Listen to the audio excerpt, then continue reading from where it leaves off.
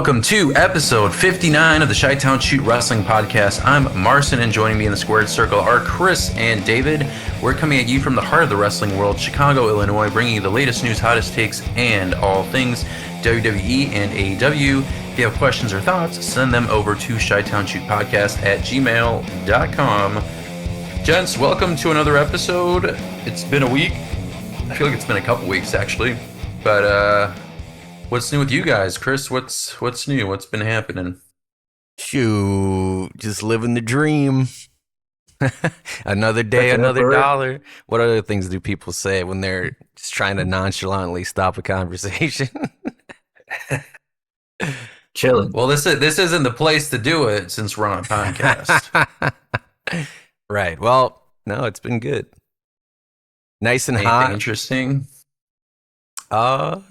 No, just pretty standard. Pretty standard week, but I'm not complaining. Nothing cool? You did all week? No. Damn. You want an answer? How about you, David? Anything fun? Just a lot of Marathon Season 2.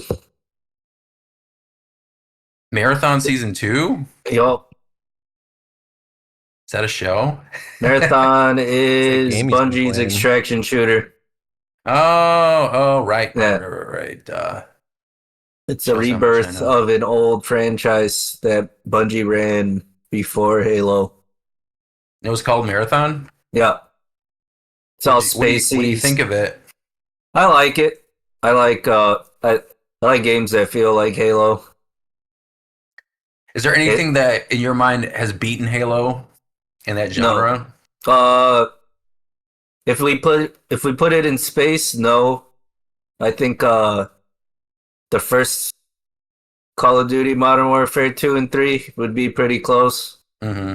Or like a Black Ops 2. Yeah. Or 2019 when they did that Call of Duty again.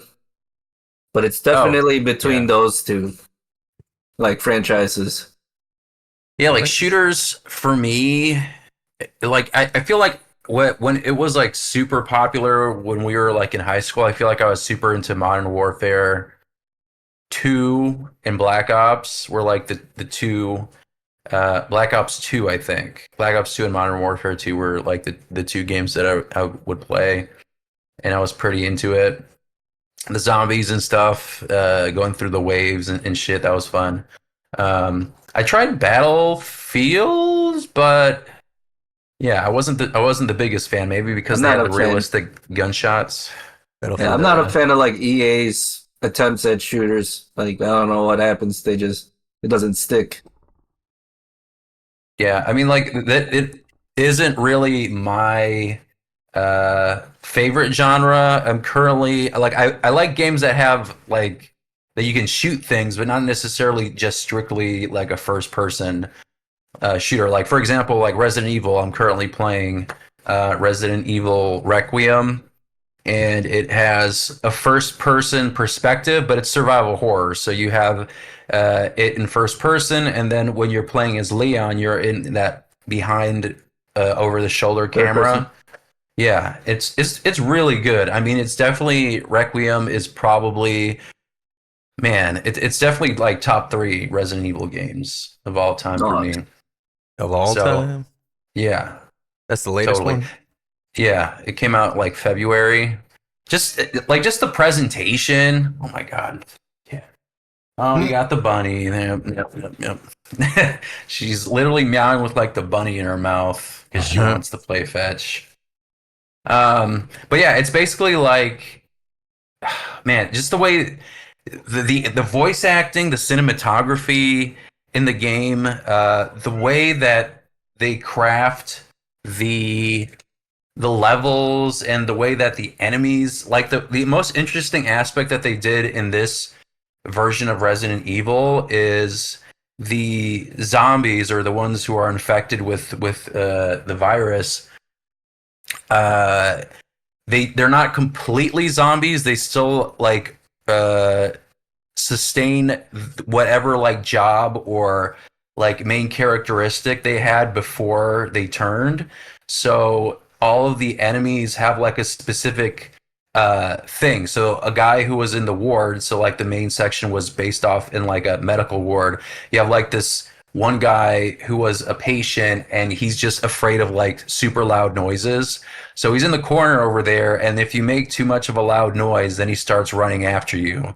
And in that same room, you have like a maid who turned, and she's really focused on cleaning the blood off the floor, but she keeps like adding blood on the floor, and she's just in this perpetual like Gross. cycle of just like cleaning that shit up. So yeah, it's really cool. I thought that was an interesting concept, and you revisit like Raccoon City. That isn't a spoiler. That was probably one of their main selling points. But yeah, it was like it's just really well done. Not done yet, but I feel like I'm pretty close. But yeah, did that. Saw Scary Movie the other day, and I actually thought it was really good. I've been hearing good things. Yeah, like I was reading some of like the comments and stuff. Some people are like, "Oh, it's the worst thing ever," or "Does it make?" Or like it's just a series of sketches. I'm like, that's literally what Scary Movie is. And always was. Yeah. I literally thought like going into the movie that there wasn't going to be any like through line, but there was an actual plot. They were literally like just taking Scary Movie or Scream 6 as like the concept, because they basically took the original Scary Movie and then kind of took that same concept from Scream 6 and then applied it to their own franchise. And I thought it was well done. It's not like every joke landed, but there are some really like funny jokes that just really landed. I'm not gonna spoil it if you guys are gonna see it, but yeah, there's some funny shit in there. Yeah.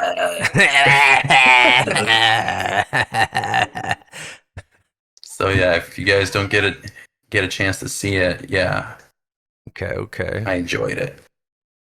But I think with that, we can jump into the first section, and it's all about finisher spams. And Ricochet defended finisher spams in wrestling, saying it adds more suspense to a match. So the conversation was originally started by Booker T and Brad Gilmore, who first brought up the topic on a recent episode of their Hall of Fame podcast. And they both argued against the excessive use of finishers in modern wrestling, saying that it's a huge problem. So pushback came from Ricochet, who said that detractors clearly have never seen Dragon Ball Z before. So Ricochet used Dragon Ball Z as an example. A terrible example. Sorry. Yeah, we can get into that. But he said, say you've never watched Dragon Ball Z without saying you've never watched Dragon Ball Z, was his response to Booker T's comments on the finisher spams. So a fan followed up and responded to Ricochet by complaining about the excessive amount of finishers in all of AEW's matches. And Ricochet followed up explaining that it can add more suspense to the match. So he says, I disagree. It gives more suspense because in other promotions, we know the match isn't going to end until someone hits their only move that ends the match. So everyone is just sitting and waiting until that one move, knowing the match isn't going to end until that happens. So that's his argument. So Chris, he argues that the finisher spam actually adds suspense because it breaks the predictable formula of one finisher equals match over. Do you agree with that logic, or do you feel like kicking out of multiple finishers desensitizes the crowd and kills the drama? I mean, it wouldn't be called a finisher then if you're gonna just spam it, because it's like nothing's finished. It's just like you're just using the moves like over the crossroads. Yeah, well, but like WWE in that sense, like they land like a handful of the same finisher in the same match. So I don't know what he's talking about, but yeah, I wouldn't say like it's a. Like the finisher spam isn't only an AEW thing. I don't think like WWE also does that too. Yeah, so I would say I don't agree, because WWE does that as well, but I would say it does cheapen the move a bit, like because then it feels like transitional if it's like You know, you're using 100 of them, unless it's like a special case. Like, let's say the story has something to do with like you're trying to slay the giant, and you're doing like 10 finishers, and finally the 10th finisher does something like that. Like maybe in that context. But if it's like every match that you're having is like, I'm gonna use a Canadian destroyer like 10 times or whatever, then it gets a little bland. What about you, David? Where are you at in the conversation on that? I feel like there's a pacing of finisher spam that gets a bad rep, and that's what Booker T's speaking on. It's like, for example, like, all right, we'll say an indie, so we don't have to blame AEW. We got like, say that we're at an indie, or you're watching an indie, and it's two guys that have been around for a long time, and it's like finisher one. He gets up right away to hit finisher two. He gets up right away. They yell at each other. They start punching each other. A high impact spot like a clothesline. Crowd gets hyped. Repeat the whole finisher thing again. They lay there. Everybody starts yelling, "Holy shit!" And then they hit their finisher for real. I feel like that's finisher spam. There's no real like pace to it. Whereas like I think a good example of well-paced finisher would be like Punk Roman or like Taker Michaels the first time or the second time really. Mm-hmm. I think that's like a different pace of finisher spam that doesn't feel like spam. Yeah, and I feel like this conversation about it is a little more in the past, I don't know, 10 years or so. Yeah. Like when Undertaker and Shawn Michaels did it, I mean, that was what, 2009? Right. It wasn't as prevalent of a conversation. Like it wasn't in the zeitgeist anyway. Like, oh, we're spamming finishers too much. Right. At least not in the American conversation. Or even like Punk Roman, Cody Roman. Like I think those are good times where it was like, oh, they're hitting their finishers. Yeah. But it's like, what? Like there's suspense built. Like it's not like Roman took a GTS or a Crossroads, fucking fell on his back, rolled over, and hit a spear. Right. Yeah, I think for me, yeah, I mean, I feel like this is always my approach, but I think it lies somewhere in the middle where I don't think I think it would be interesting to see if they went back to just the finisher really means like, oh, he hit it, it's done. And I'm curious to see what that would look like in terms of how the audience reacts and how the makeup of the match looks like in a WWE or AEW product if they like religiously followed the finisher ends it and it's done. Yeah. And like would people be like not paying attention? I don't think so. I feel like people will freak out once they see the kick out or the finishing move. So, but I think there is a limit. Like if you're doing like 10 spears, right, you know, and you're 10 Superman punches and you're kicking out or crossroads or whatever, and you're kicking out of like the 10th one, then I do think it kind of cheapens your move a little bit. It's like the always the running joke with like Sami Zayn's Blue Thunder Bomb or whatever. Yeah. Like everyone kicks out of the Blue Thunder Bomb. No one thinks that you, and then they were surprised when he actually pinned somebody off it, like the other match, you know, like.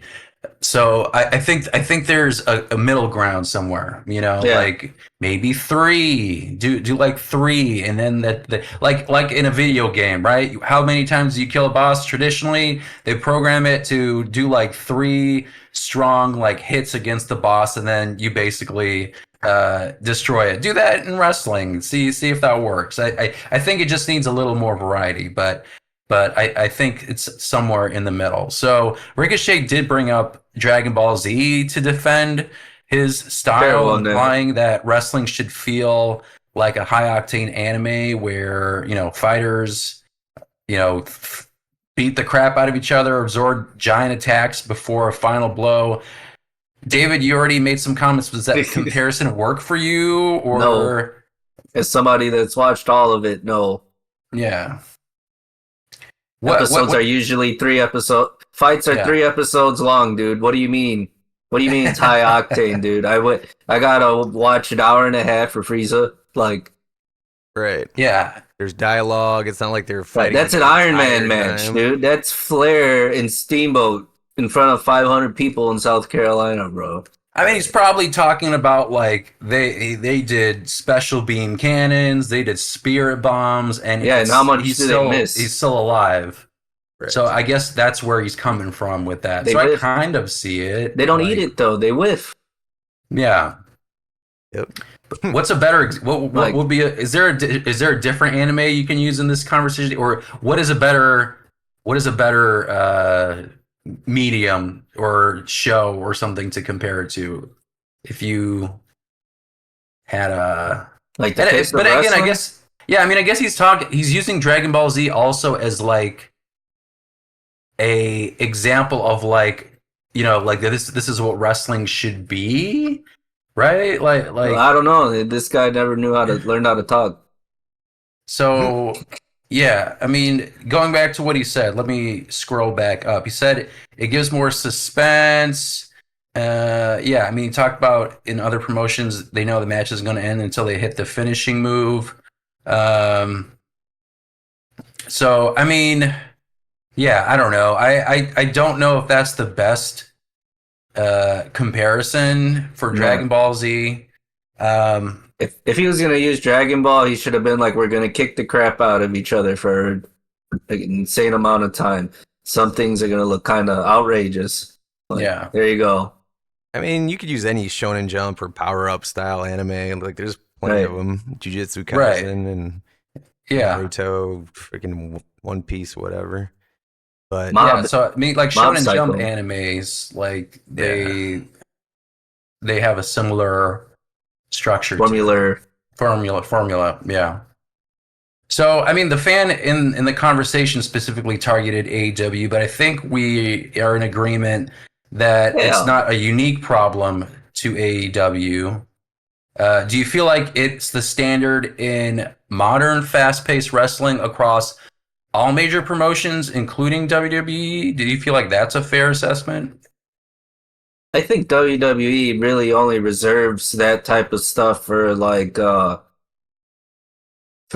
high stake matches. I think a like big PLEs.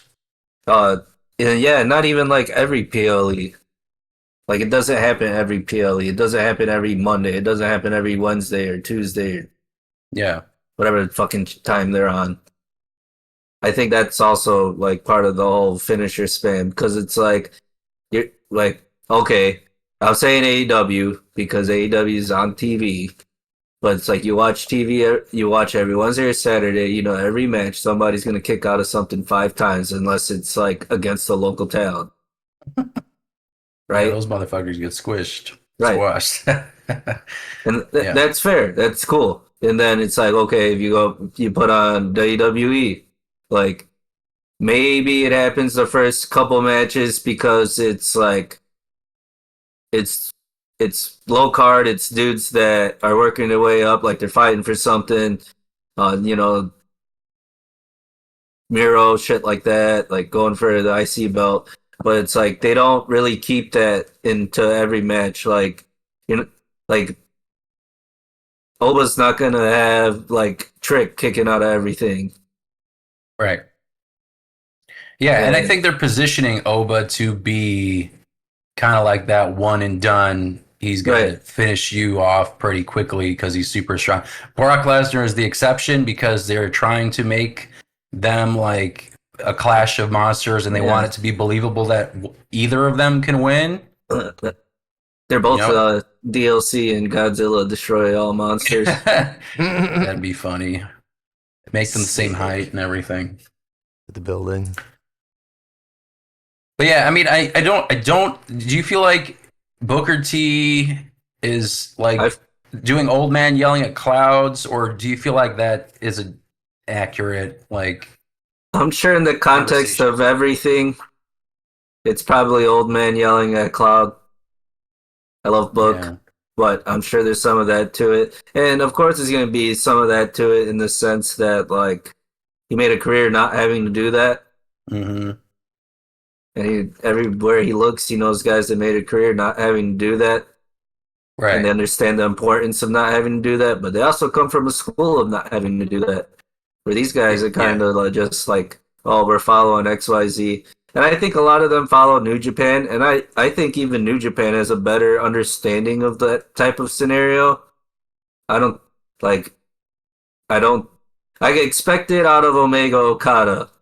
I don't want to watch, insert I can't think of whoever, name two dudes that are like 75 overall in 2K. I don't need to see them do that. You got a bunch of finishers. Yeah. No, I just mean like Darby Allin. Darby Allin's believable that he has to hit all those finishers. Everybody's 900 times bigger than him.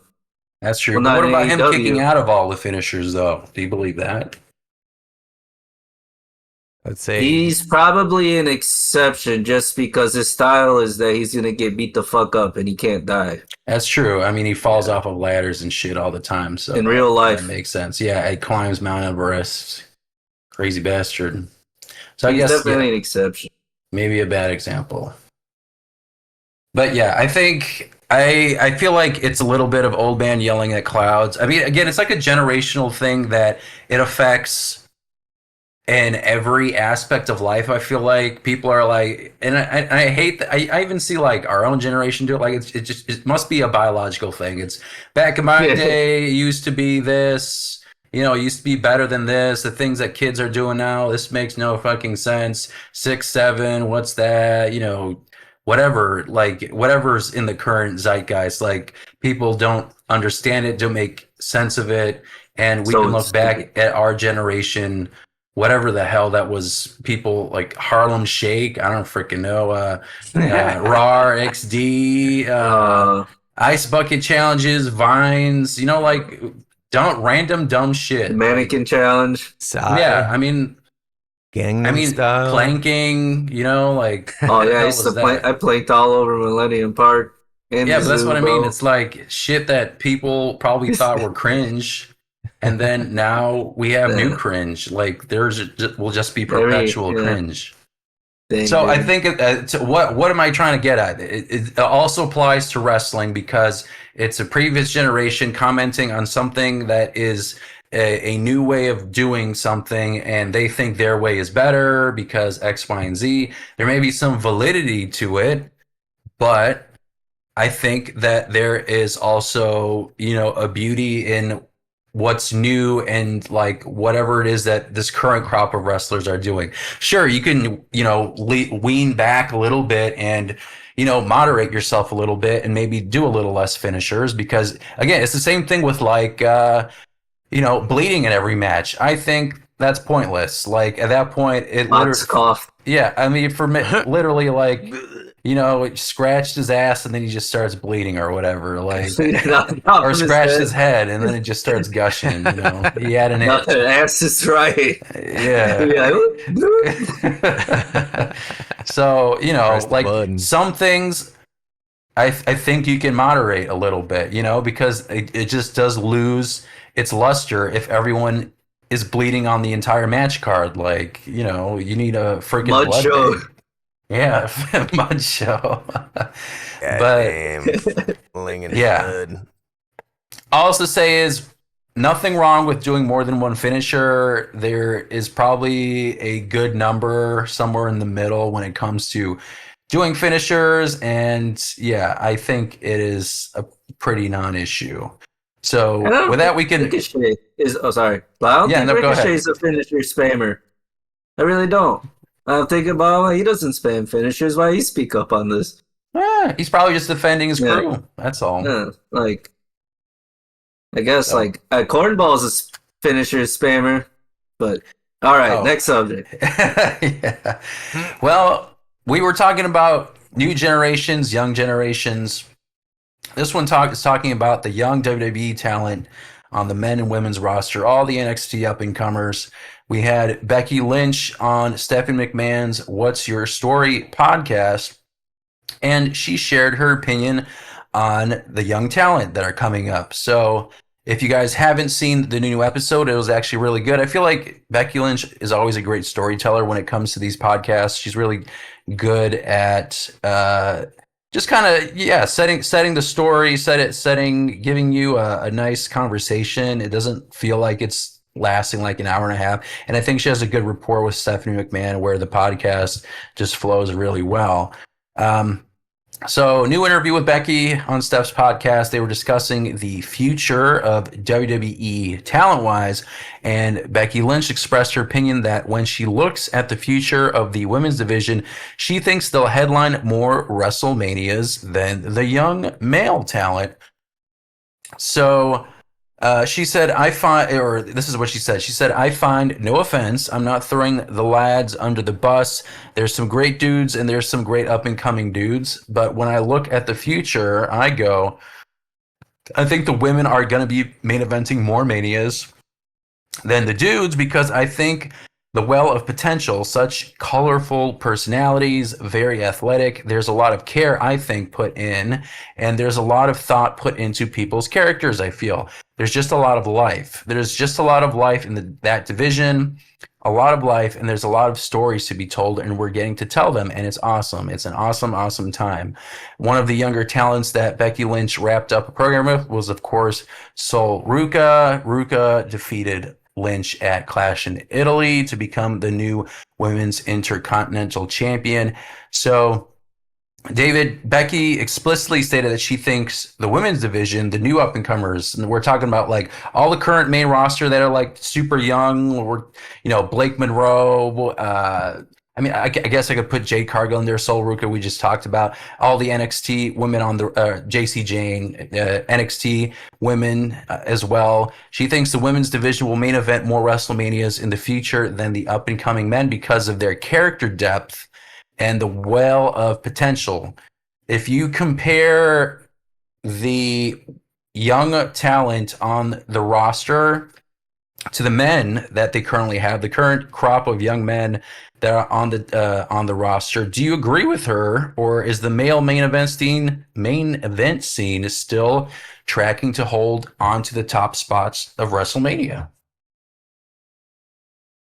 I think it'll be more of a back and forth, kind of like how it was, like say like the Rousey 4-way, or when Mercedes went against Bianca.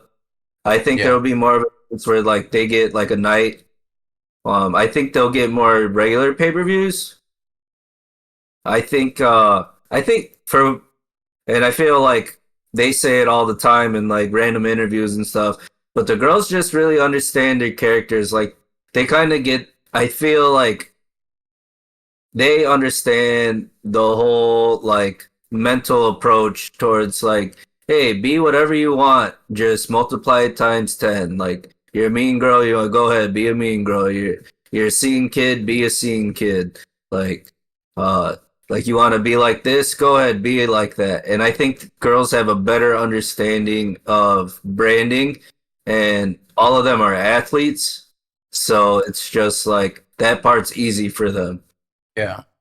And I think they're also a lot more grounded when it comes to like getting advice from like especially like dudes, like just being able to get that advice and kind of run with it.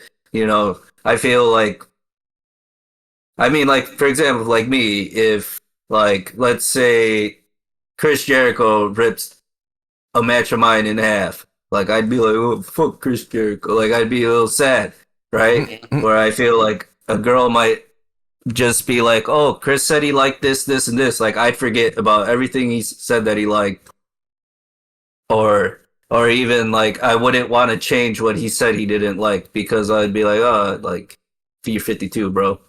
Yeah. I think guys Chris, are more prone to that. Yeah, I mean, Chris, what do you think? So she, comparing the young women talent to the men, do you agree that theoretically the women will be main eventing more frequently than the men based on the well of potential in the women's roster versus the men? What's her name? Lizzie Rain, is it? one in NXT. Yeesh. Yeah. Yeesh. Yeah, like she's like my example of just like she understands her character, she understands her presentation in the ring, but that's also seems to be across the board in NXT and all these women that are like showing up in on the main roster. And it just seems like they're able to use these women on all parts of the card where you can have a tag team with some of these newer folk, you could have that mid card, you could have these main event women. So I would say kind of like what David is saying with they understand their character. They understand the depth of their specific characters, and it works well with presenting it on television. And it's like not to say that there isn't obviously men on the roster that are new, like Ethan Page and guys like that understand who they are, but I feel like it's few and far between as far as like newer guys. Some Those feel girls like are under. copycats, you know. Yeah, I guess I'm trying to figure out like what her threshold is for young talent. Would she consider Danhausen to be young talent, or is he's newer? Does she think that he's young talent? I mean, I guess maybe she doesn't think he's a main eventer. I think it's an age thing. Yeah. Because she's also like, I'm sure she remembers being young in NXT and watching like all of them struggle with like promo class and stuff, and then it's like now you're seeing like these 23-year-old women that are just like they fucking nailing it, you know. Yeah. And she might be around more to see like the dudes putting around, because dudes are dudes. We're just gonna be like, oh man, like they're gonna be a little more anal about their wrestling. A lot of them also grew up fans, or I feel like the guys on the NXT side of things are also a little more like, I don't want to say insecure, but it's like they're really aware that they have an uphill battle being an NIL versus being some indie darling that finisher spams. Yeah. Like, I guess it also I think they do have the capacity to main event. I guess it just also oh yeah, boils down to, for the women, it boils down to how WWE books their shows, because I still like there's been an evolution for women's wrestling, but I still have the feeling that WWE still does main events still more around the men on the roster than the women. And maybe it's just because they had a recent string of super popular, like once in a generation, like older wrestler main eventers that have been main eventing. CM Punk, Cody Rhodes, Brock Lesnar, like folks like that. So I guess they feel like those are the Roman Reigns, like those are the guys that are putting butts in seats. yeah. But Would you yeah, feel like they're getting a main event if WWE changed how they approach? I mean, they kind of already approached their cards that way, but it's like, they if do. from now on that the women's title, like say as a women's title match, those are reserved for like second to last on the card. Like the Mhm. only thing going after that is a WWE title match. Yeah. Like, I feel like even the women and the men would also think that, because like they're still, people still give shit that like WrestleMania Saturday main event, like even though it's the yeah, last match, they still don't think it's the main oh, event. it's the best match on Saturday. So I think that's the main event, True. but I feel like I still think like the last card, the match on the card is the main event. Yeah, Personally, of course. because you get second or third main events, I guess, but I feel like that's just a Only nice Cole. way of just like Only that feels Cole. like Cope. So I'm talking like it's the last match on the card, and I don't feel like the women in the past three, I don't think they've had What if that they main event. rotated pay-per-views What do for you who mean? went last? You mean like one year the women main event? Oh, like month. like per Oh, PLE. that'd be interesting. But I think for me, it comes down to the story. If it's not an Gotcha. interesting story, then I don't think I'd put it in the main event just because we want to rotate the Right. matches. You know what I mean? So I think the women have a bunch of talent and they do have realized characters. I also think that WWE needs to also do a better job at really getting some like stories that people want to invest in. Like Jade Cargill versus Rhea Ripley is cool, but I don't know how much people are invested in that story. You know, Right. I thought the story, like Liv Morgan, like I felt like oh my god, I just forgot her name. Who was the champ before Liv Morgan? Don't care. Stephanie Vaquer, thank you. I felt like Stephanie Vaquer was an afterthought in a lot of her matches, in her reign in general. I felt like it was not treated as well as it could have been compared to the men. And I I could, thought her Mania build was nice. it was okay, but again, it's still, I don't know. It just didn't feel like they put as much love into it as the main events for the men, for me personally. And like same thing with like Julia. Like I don't know what happened with her U.S. title runs, but it also felt like they didn't know what they wanted to do with her. Like she's a crazy good talent. It seems like that they're making her face maybe because she turned on. Is it Kiana? No. Yeah. Yeah. So they like it seems like they basically broke up. So now they're trying to make Julia a face. And yeah, so maybe they're not going to do her dirty anymore and actually do something with Julia because I do think that she wasn't used to the best of her ability. Um, and Chelsea Green, I mean, that's another one where like talk about like a realized character and she understand like I think she's one of the most over wrestlers period on the roster. And it seems like she's a baby face now, like some kind of tweener kind of thing, Yeah. but it seems like they're like she's still Chelsea Green, but like she's just on the nice side, you know what Right. I mean? so so yeah, that's interesting. But I mean, what do you guys think about that comment about that there's more care and thought put into the characters in the women's division right now compared to the men? Do you feel like that's a fair critique? We made some comments on it, but if we actually look at the young men on NXT and the ones that just came in, I mean Oba Femi, I mean that's the other one. Like all these women came History in is cooking. And then Oba Femi like comes in and then he's treated like, you know, the next big Yeah. thing, literally. He's Uh, 3 years cooking though.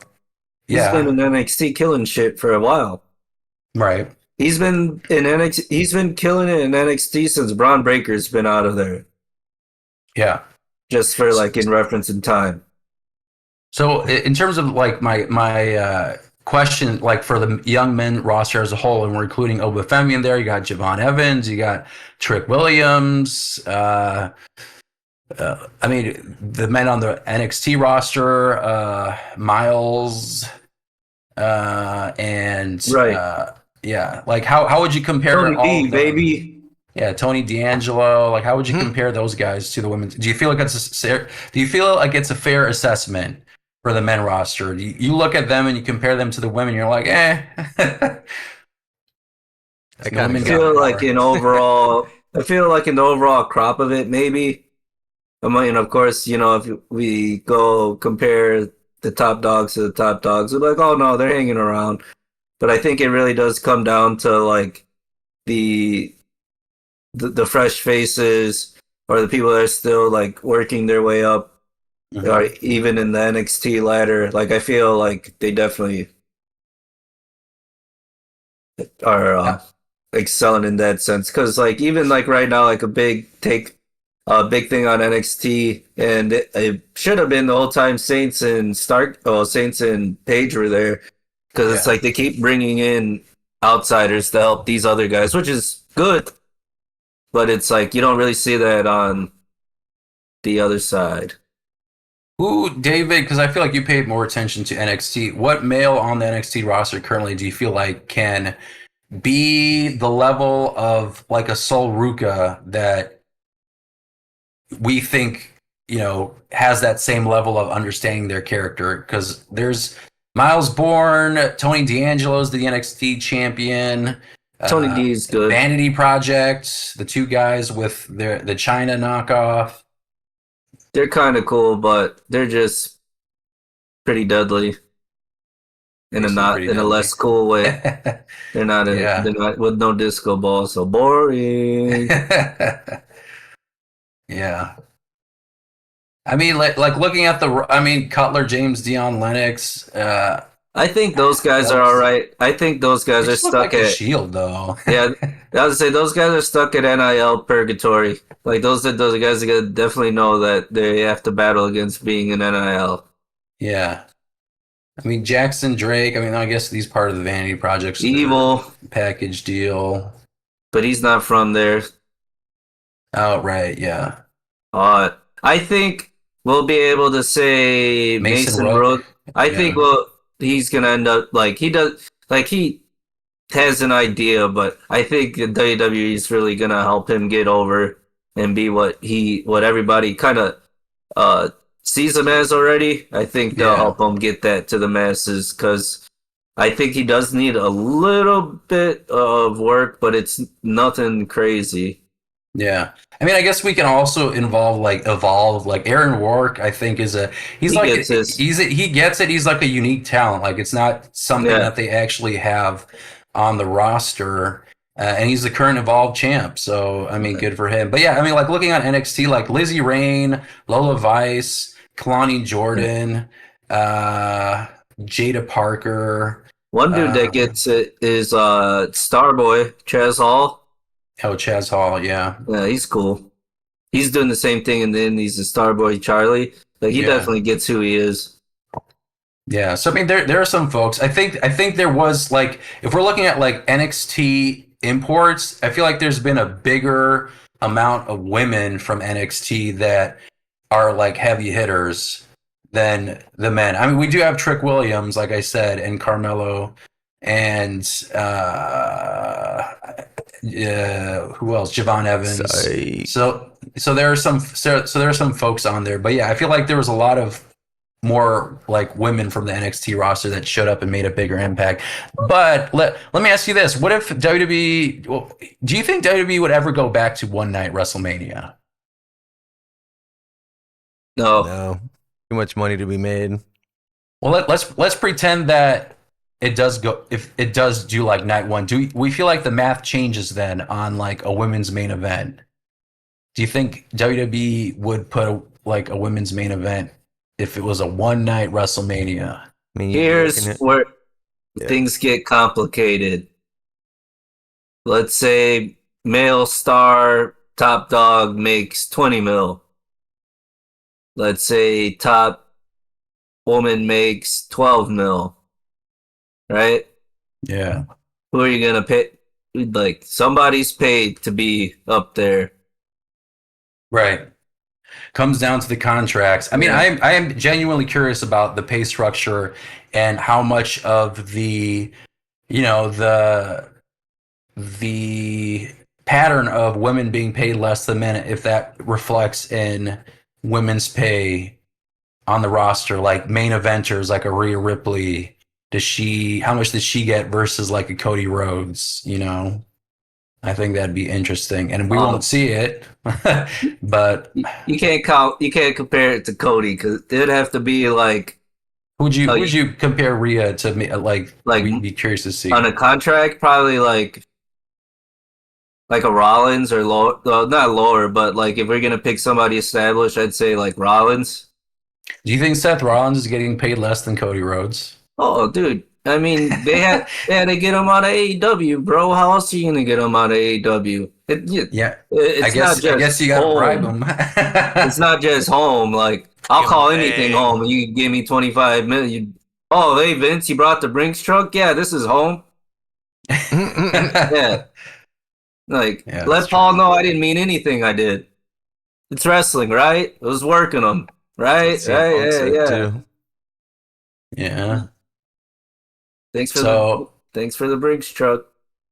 So yeah, I mean, I feel like there's plenty of women. I just want WWE, like sometimes I think they need to get more creative with their stories for the I women, agree. because there's more stuff to like get them invested, you know, Right. in the story. Sometimes I feel like it almost feels like a passive, like an afterthought, in my opinion, when it comes to like building up a proper. Because like what is currently back in like the top stuff, it's like Bloodline and that kind of stuff. Like I want like a women's story that carries through both shows and is actually has the same gravity as like a Bloodline story. And I that's what I want. I think that's Here. my commentary, you know. Nia Jax, Tamina, Naomi, female bloodline. Yeah, I There mean, you like go. fucking, yeah, like Naomi, congratulations to her, but like she was one person that I was so invested in because I Yeah. thought she was such a great character, and then congratulations, she got pregnant, but you know, like I hope she comes back. What about my wrestling?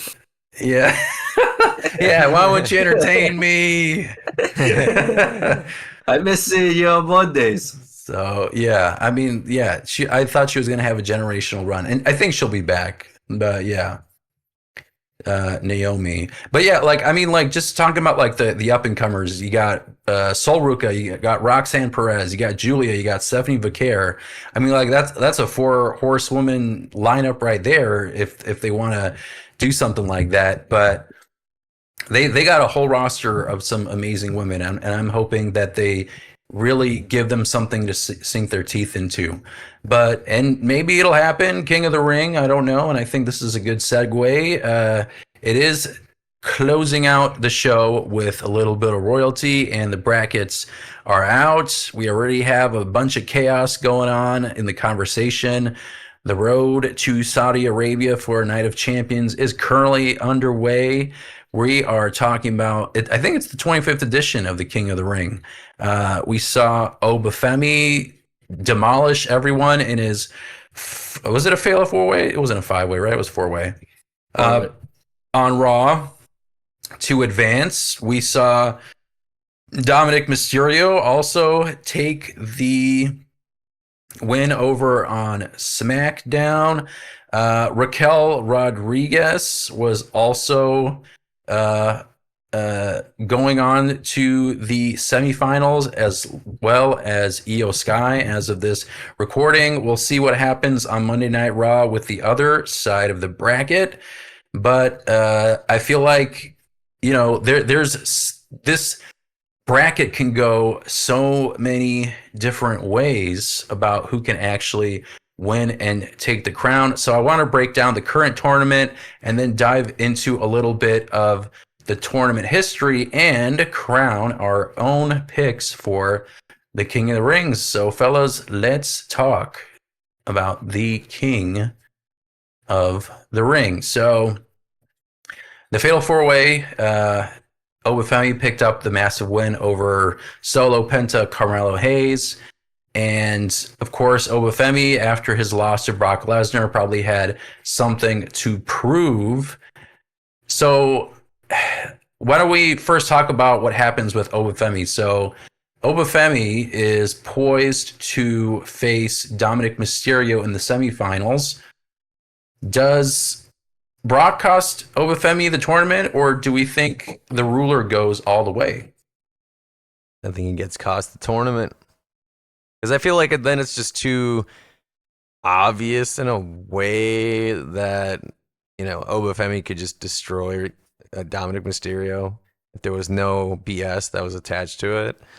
So that's why I think he's going to be, you know, screwed in this, which then fuels that trilogy of Brock and Oba Femi kind of a thing. So that's where I think it's going to go.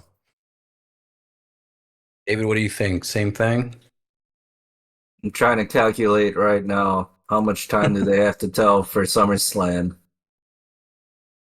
So let's we have this week. They're doing the other brackets this week. Night of Champions, I think, is the That one was. 27th. That's in like 2 weeks. Yeah. And then you got the entire month of July. That's it, because the SummerSlam is like August 1st and 2nd. So it's literally I the month think of Oba July. might run through the whole tournament.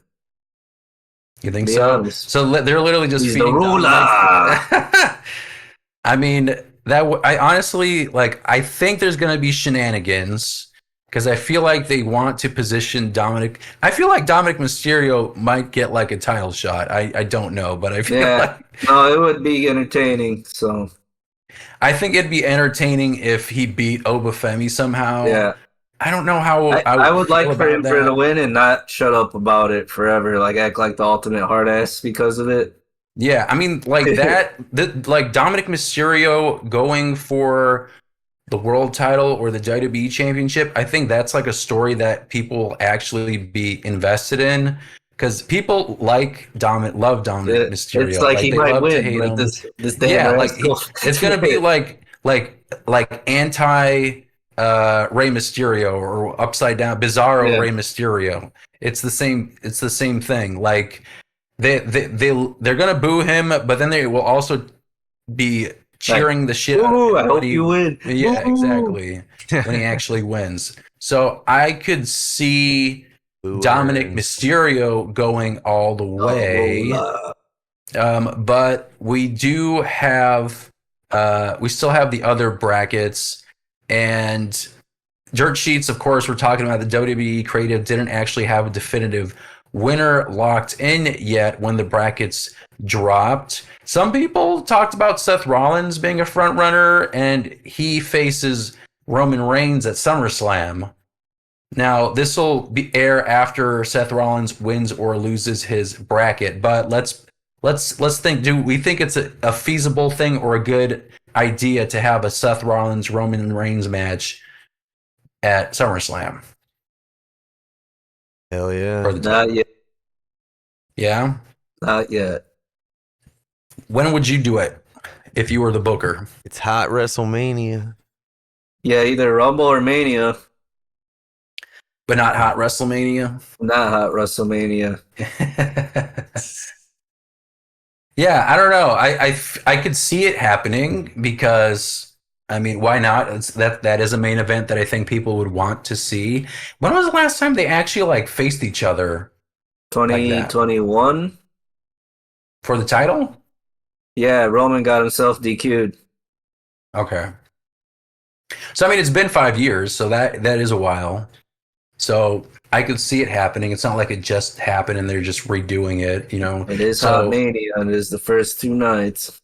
so we'll see. Maybe suppose. that could be interesting. But I mean, I don't know. Trick Williams. Oh, I don't. Hold on. We changed the bracket like 4 times. Yeah, right. I mean, Braun Breaker ain't in it. Trick Williams, yeah, Trick Williams ain't in it. Yeah, Dominic Mysterio, yeah, he was in it. JK. So Dominic Mysterio, we have Seth Rollins, Javon Evans, Tala Tonga, Ricky Saints. I mean, I think that in that specific bracket, I'm pretty sure Seth Rollins is going to win. I don't Yeah, think he's Ricky winning. Saints is winning.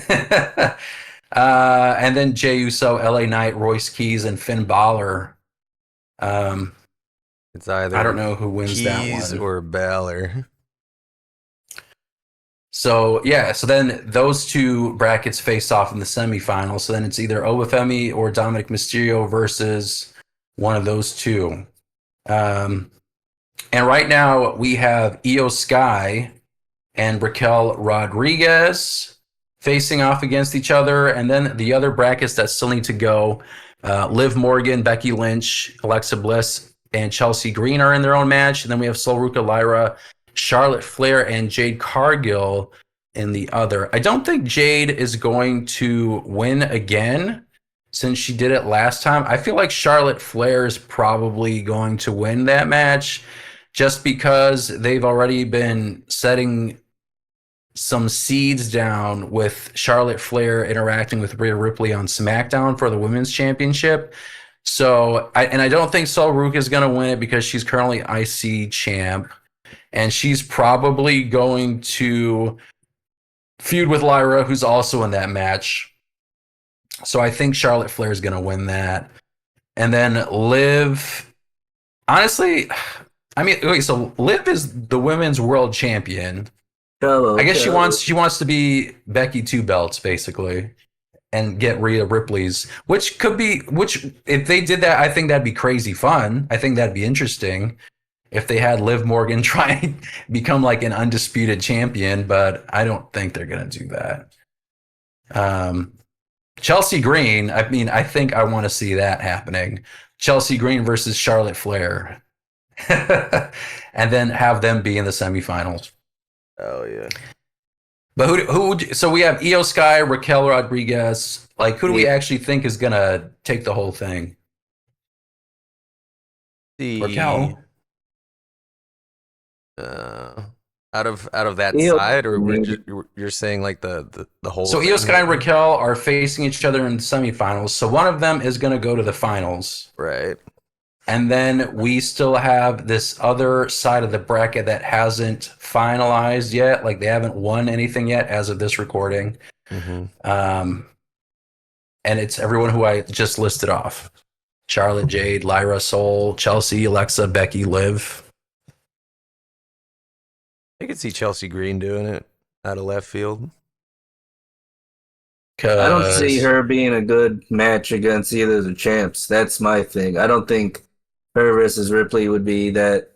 I think where her and the current champs are as characters wouldn't work. She might be better in like a multi-man match, right? Where she kind of like pulls it out. Or just even just not through the Queen of the Ring. Yeah. Yeah. Maybe Money in the Bank.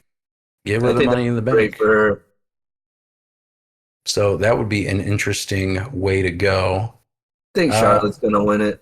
I honestly think Charlotte Flair is going to go all the way, and she's probably going to use it to go up against Rhea. I mean, I guess we could see Raquel become Queen of the Ring and then face Liv Morgan in an interesting twist. That could be an interesting story, but I don't know. I mean, I guess there's a good amount of backstory there, but is there enough time for them to tell that story in a month? I guess.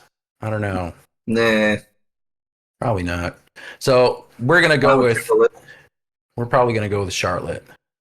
How did you guys? So I feel like they've done like singles matches. How did you guys feel of Fatal 4-Ways being early on before shifting to traditional singles matches for the semifinals and finals? Do you like the format tweak, or do you feel like it takes away from the traditional 1-versus-1 matches?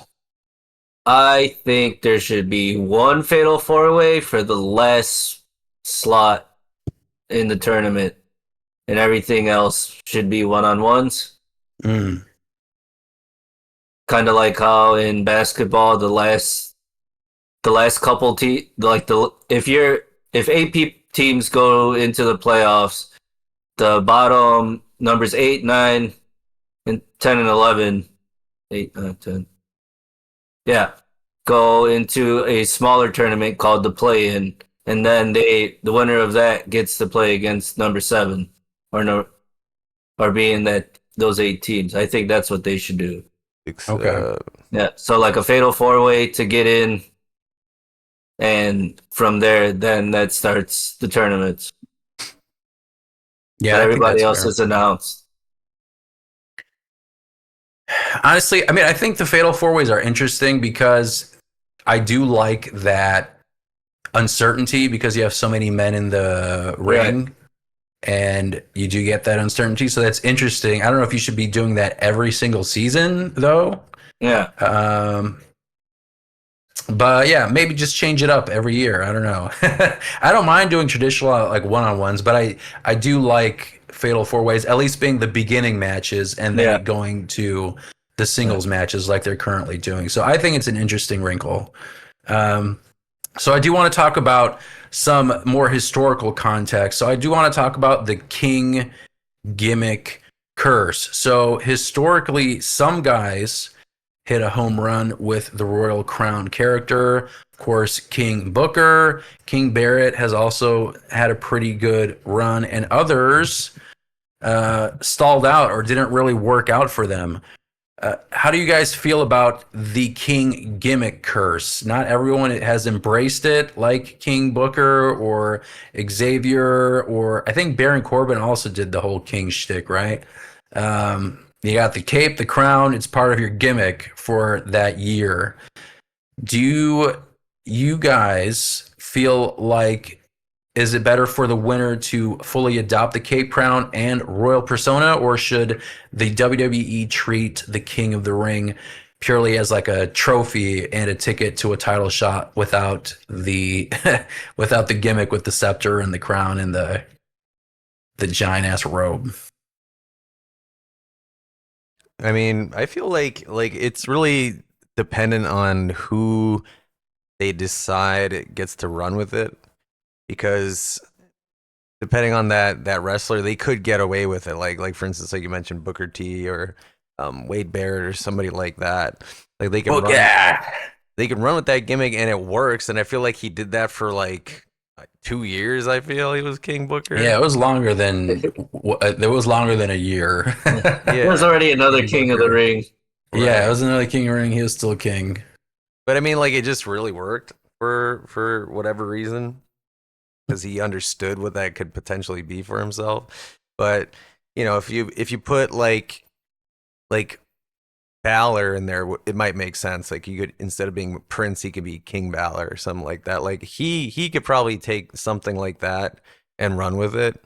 But you know, anybody else, it's hit or miss. So that, I think the safe play would be to just use it as like a trophy, and then, or maybe at least have the option, like, okay, well, this person's just gonna create this as a gimmick now, rather than this expectation on the wrestler to do something with this. David, what do you think? I think it's definitely character dependent. Like, imagine if like we rewrite history, or like Stone Cold wore the robe for a year, or like Brock or Ken Shamrock. And got like the red hat. Yeah, like imagine Ken Shamrock coming down to the ring looking mean as hell with the silly ass crown on, or even like Lesnar with a fucking scepter. Yeah. I agree. It's dependent on the character, because like if you take someone, I mean, if you give like it also if like it's your character, if like R-Truth or Danhausen wear the king outfit, Danhausen with a crown and scepter would be hilarious, because like he's all about the monies, the human monies, and he has gold and everything around him. You know, and now he's the king. Imagine him thinking he's the king, trying to tell people what to do. Right, exactly. Go like do this, go that's do some that. gold right there. But like you said, it's dependent on the like a Booker or a Brock Lesnar. It just King looks Brock. a little cheesy, you know. King in the castle. So I agree with that. I feel like it just depends on the wrestler that they apply it to. Like Bret Hart, I don't even like him also wearing the cape and stuff. I don't know. Can't like Owen Hart, Owen Hart, King of Hearts, like that was good. That was a good play on it. Because he was supposed to be like the snobby, like little brother, like look at me, I'm the king, kind of thing, you know. Like I think that makes sense. But yeah, or like Kurt Angle. I mean, Kurt Angle, I feel like could pull it off, but I don't know, like 2000 Kurt Angle. I don't remember if he did anything silly with it. I think he just walked around with the trophy. Yeah. Same with Edge. Christian just held the trophy everywhere for him. So this kind of gets me to the next question. So the prize for winning the King of the Ring has changed pretty consistently over the decades. Sometimes it was just bragging rights, say you are the King of the Ring, you got a crown, you get a guaranteed SummerSlam title shot like we have today. What do you guys think is the perfect high stakes reward for winning this tournament to make it feel just as important as the Royal Rumble? Do you feel like it is that SummerSlam title shot? Or what else could it be? I mean, that makes the most sense, because that way it's like this like seasonal thing. So you do have this like big summer pay-per-view and SummerSlam, and then you use King of the Ring as that Money in the Bank kind of a thing. Yeah. So. Yeah, I like it in this format. The only thing Yeah. would be like silly comical prizes, but they're trying to stay away from that, I see. So no Yeah, lifetime supply of Burger King.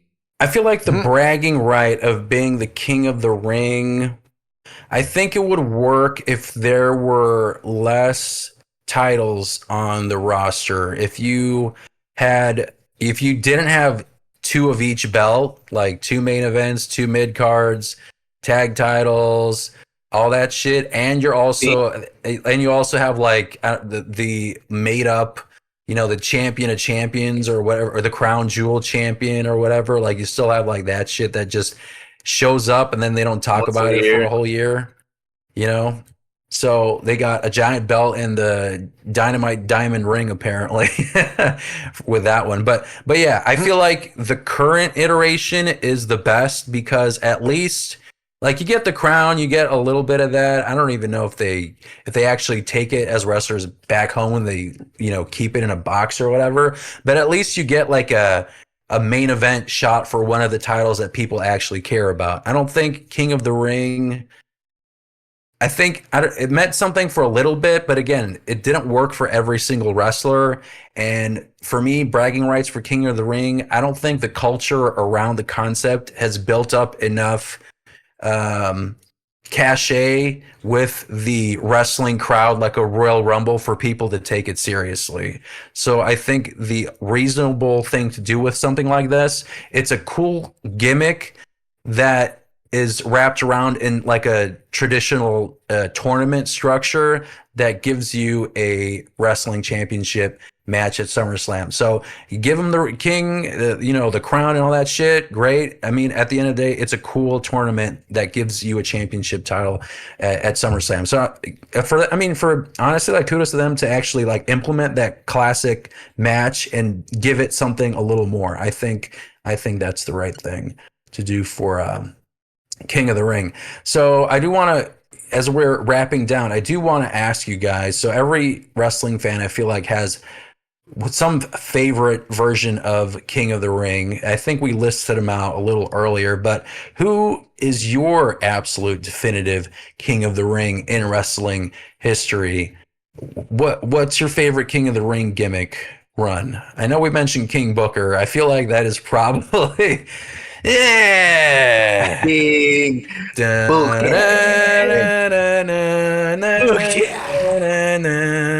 My subjects. Tell me he didn't just say that. Yeah, he snaps back into Booker T for like 2 seconds. Yeah. I mean, the whole, like, I honestly, like, talk about someone who, like, actually really made that shit work. Like, King Bear did it for a little bit, but, like, King Booker really ran with that shit for a good while during, like, the last half of that Ruthless Aggression era. Like, he had Queen Charmel. I mean, I think she eventually wasn't part of his gimmick, but King Booker... Finley. Yeah, I mean that was he had Finley, I think, as part of his little henchman, His court. The King's Court or whatever. Yeah. I think he really ran with that shit. Was it Dave Taylor too? Who? There's another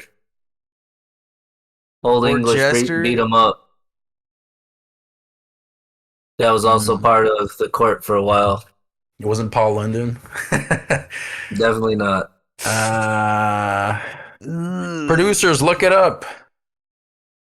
Computer. What do we pay you for, producers? What's that Rogan guy's name? Jeremy? Oh, it was Regal. Oh, Regal. I don't know why I thought it was Dave Taylor. So Finley and Regal? Yep. And Hornswoggle before he was Hornswoggle. Oh, little bastard. Yeah. I don't know if they gave him a name yet, but yeah. No, you're still a little bastard then. But yeah, I mean, just the whole thing. I mean, what a crazy ass run that was. I mean, at least he got a title run out of it too. That was awesome. Wasn't he world heavyweight champ? Yeah, Yeah. yeah, he was world heavyweight champ. And think They about finally Hornswoggle. gave it to him. Yeah, he just had to act like a freaking king and have knights. Like, oh, you're from WCW. Here's your title. Right, here's some WCW guys to go You gotta with you act a too. fool. Here's Regal and Finley. Feels just like home, right? Yeah. Crazy. But he really made that shit work. That was awesome. That's definitely one of them. I mean, the ones that I've seen, like William Regal, before I think they suspended him for like some kind of drug violation. That's why they cut it short. But like after that, I think after Booker T's run, it was William Regal who got King of the Ring, and he was also general manager around that same time.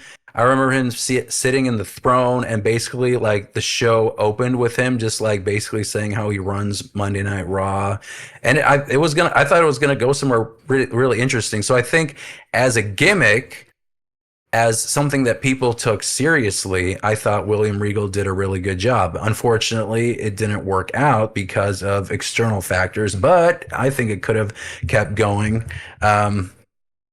If not for that. Was there any other Kings of the Ring who you thought really made it work? Owen. Own?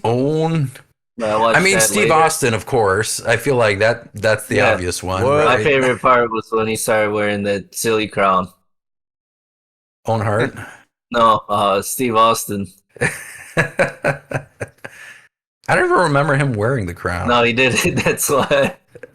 He just came to work the next day. It was just like, I'm so cold. Bald-headed boy. Didn't even come in on his throne rolling down the ring. But yeah, I mean, that's probably the most obvious choice for how the King of the Ring. Is it the King of the Ring that made that? I mean, I guess it gave him the opportunity to do that Austin 316 phrase. But yeah, I mean, that's probably he's up there. Booker T's up there. I think William Regal, Owen Hart. I mean, Bret Hart, he won twice. I mean, you probably want to put him up there. But I feel like we're always kissing Bret's ass on this podcast, so we can set him aside for a little bit. Give me some of that Yeah, now it's Canadian always- bacon. We'll put Owen up there. King Owen, Booker T, William Regal, Maple syrup. Steve Austin. David, what did you think of the more recent King gimmicks like Xavier Woods or Baron Corbin? Do you feel like Corbin? they are one of the more, on the flip side, were they one of the ones that didn't really work? I think Xavier Woods was working. I think it just kind of got into a weird scenario with the whole, like, I think he fell into a bloodline vortex. Yep. Corbin, I think, was just at a very low WWE point. Yeah, they were blaming him for the product being crap. Right, in the and story.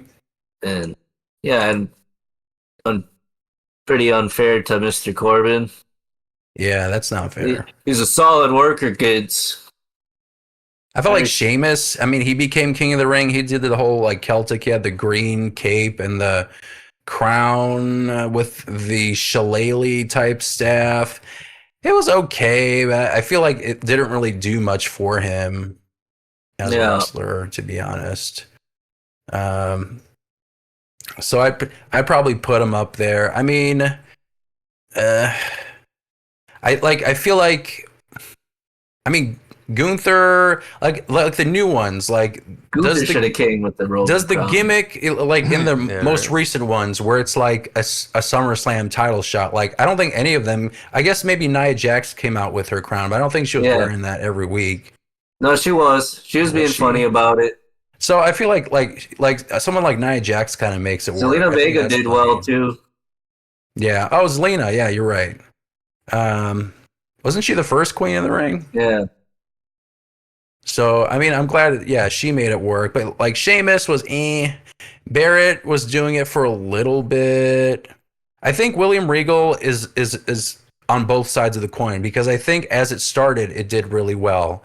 But then, again, it, like, didn't go anywhere because of issues that he had with, like, the wellness violation policy and stuff after Benoit and all that stuff. I mean, Billy Gunn's another one I think that people made fun of. Like, he became King of the Ring, and then they basically just kind of not squashed him, buried him. I don't know if burying is even the right word, but I don't think it did much for Billy Gunn as a wrestler in 1999 when you had all these other guys on the roster.